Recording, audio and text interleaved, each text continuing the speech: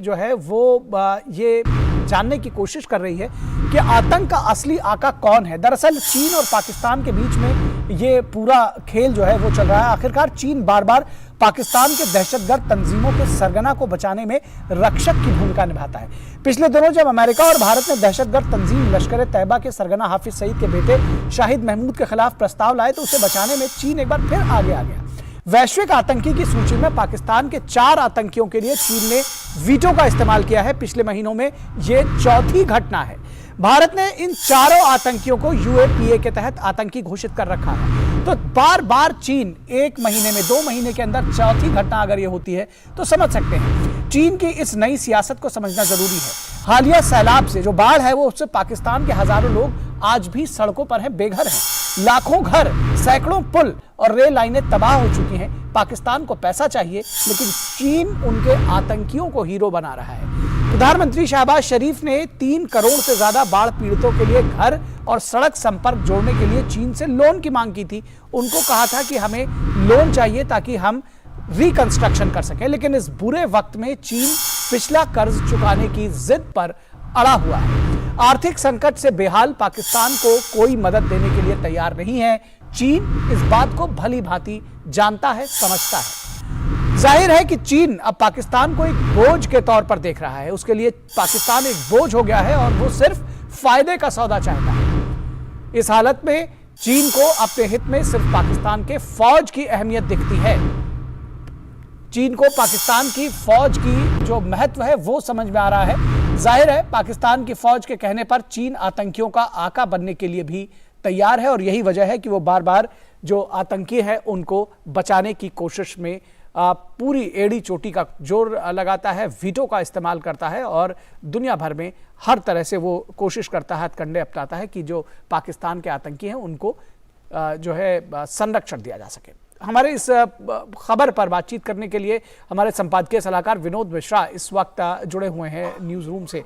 विनोद जी, किस तरह से देखते हैं, क्या इसको ये समझा जाए कि चीन की पॉलिसी में कोई शिफ्ट है या ये कहा जाए समझा जाए कि चीन का पॉलिसी शुरू से यही था, अब वो दरअसल बेनकाब हो रही है?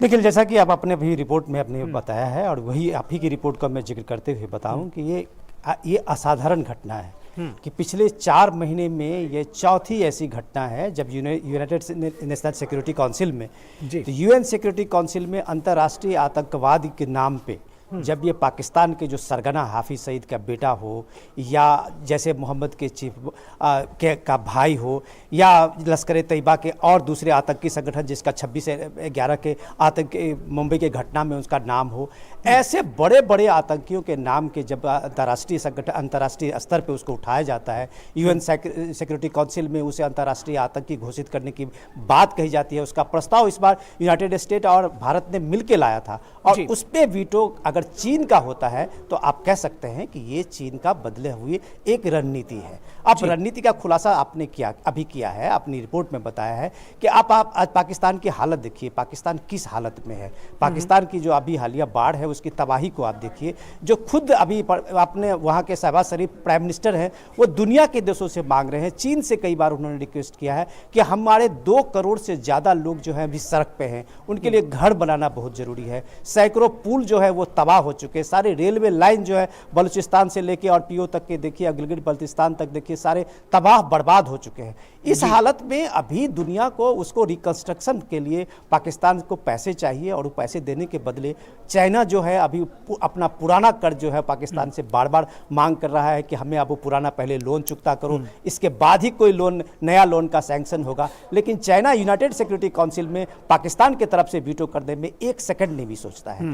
तो ये जो नए आका बने हैं, आतंक के जो नए आका आपने हेडलिंग दिया है, उसका सलग दिया है, तो आप कह सकते हैं कि चाइना का एक अपना वेस्टेड इंटरेस्ट है कि चीन क्यों पाकिस्तान के इस बड़े आतंकी समूहों को, इस बड़े आतंकी आका को बचाने के लिए अपना वीटो का इस्तेमाल यूएन सिक्योरिटी काउंसिल में करता है। निखिल जी, पाकिस्तान के पास क्या कुछ विकल्प बचता है? क्योंकि पाकिस्तान की जो स्थिति है, जो बाढ़ से बेहाल पाकिस्तान, उसको तो धन चाहिए और चीन मना कर रहा है।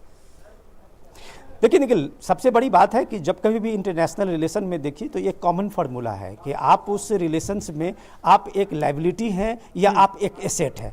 तो ये दुनिया को पता है कि पाकिस्तान के साथ जब कभी भी कोई एक अंतर्राष्ट्रीय संबंध की बात होती है, इवन कि आप गल्फ कंट्री देख लीजिए कि जो गल्फ कंट्री से पाकिस्तान का इतना अच्छा रिलेशंस रहा है, अपने आप मजहबी और दूसरे कारणों को साथ भी दे सकते हैं, लेकिन सारे कंट्री उसको आज की तारीख में एक लायबिलिटी मानना है। और इस लायबिलिटी मानने के कारण आप देखिए कि एक सिर्फ IMF का जो एक पैकेज बहुत दिन के बाद एक पैकेज पाकिस्तान को इस दौर में मिला है, बाकी किसी कंट्री ने नहीं दिया है।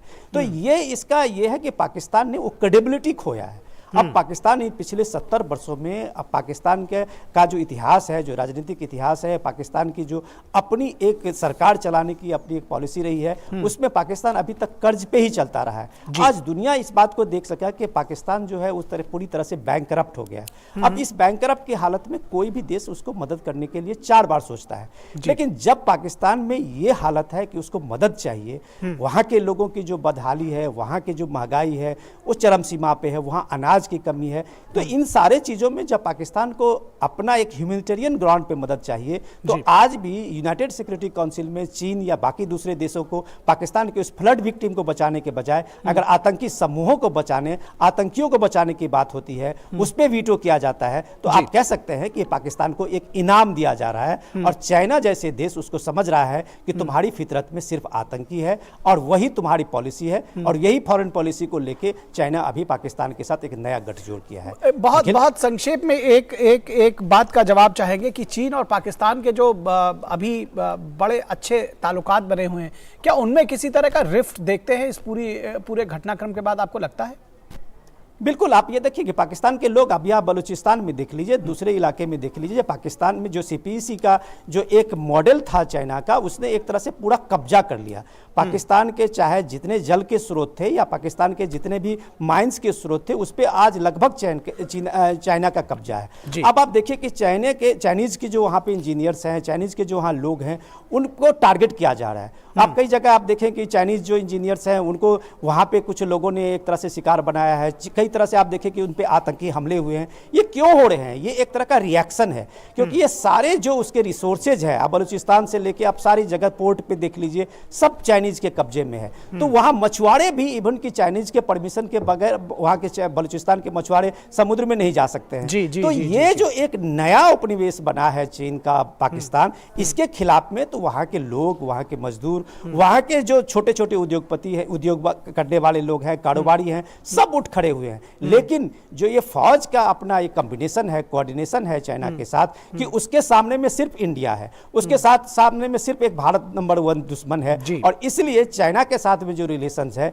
वो फौज का बस उसके सामरिक महत्व को और उसके सामरिक जो उसकी रिक्वायरमेंट है, उसको पूरा करते हुए चीन दिखता है। तो इसलिए फौज के साथ में चाइना का जो ये रिलेशंस आपको दिखता है आतंकी समूह बचाने के लिए, यही साफ साफ रेखांकित होता है। जी, निश्चित तौर पर ये साफ साफ दिखाई देता है, और ये शायद चीन पाकिस्तान के लोगों को ये समझ में आ रहा है, लेकिन पाकिस्तान की सरकार ये कहे या ये कहे कि पाकिस्तान की फौज की जो अपनी मजबूरियां हैं, वो उसको ये देखने नहीं दे रही। बहुत शुक्रिया इस तमाम बातचीत और जानकारी के लिए विनोद जी। थैंक।